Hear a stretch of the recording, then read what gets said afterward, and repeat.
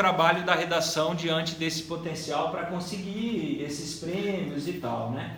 Ela comenta nesse vídeo, na palestra, sobre o que ela chamava de uma redação disfuncional, tá? Redação disfuncional seria aquela onde hoje tem o jornalista tradicional e que já está lá há alguns anos, que tem pavor de tecnologia.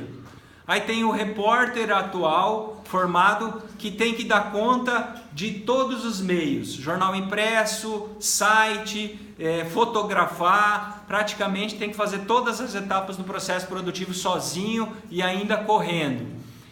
Nós temos o cara que trabalha com informática, que é visto como um ET pelos jornalistas antigos das redações. Então ela falava que essas pessoas trabalhavam de modos disfuncionais, era uma disfunção dessa equipe, e que eles começaram a promover algumas diferenças sutis dentro da redação, e com isso eles começaram a ter ganhos na forma e nas possibilidades de novas pautas, tá? E aí ela brinca, contando, por exemplo, que o primeiro engenheiro de dados, programador que entrou na redação era visto pelos jornalistas como um extraterrestre, justamente porque até então, você falar que ia ter alguém para trabalhar com dados, com softwares, com sistemas de dados dentro de uma redação era algo absolutamente estranho, né?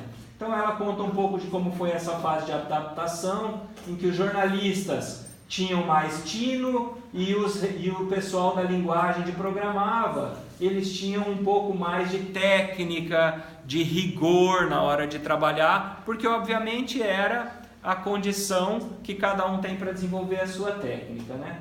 E aí essas equipes multidisciplinares na redação, na realidade, eles montaram equipes então a partir dessa dinâmica de diálogo de vários profissionais que pudessem olhar para a pauta jornalística e fossem formadas por alguém responsável por um planejamento da pauta, um jornalista investigativo, programadores, ilustradores de visualização de dados.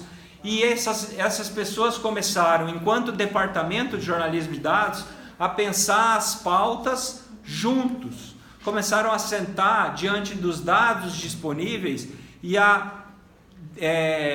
juntos encontrarem quais as possibilidades noticiosas naqueles dados. Veja que eu não estava mais limitado até aqui à capacidade de visão de um jornalista. Eu tinha o programador dizendo o que ele poderia fazer com aqueles dados, com aquele banco de dados. Eu tinha o cara de visualização pensando como aquilo podia ser mostrado.